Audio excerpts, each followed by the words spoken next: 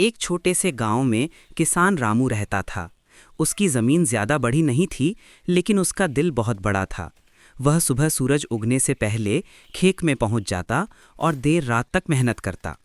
फिर भी उसकी फसल पिछले 2 सालों से ठीक नहीं हो रही थी। गांव के लोग कहते, रामू, अब खेती में क्या रखा है, छोड़ दे, कोई और काम कर ले। लेकिन रामू ने हार नहीं मानी। एक दिन उसने तय किया, अगर जमीन कम है तो दिमाग से खेती करनी होगी।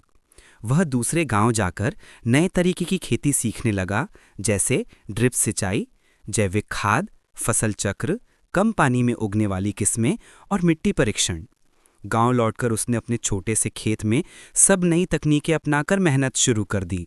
शुरू के कुछ हफ्तों में परिणाम कमजोर लगे, पर रामू ने हिम्मत नहीं खोई।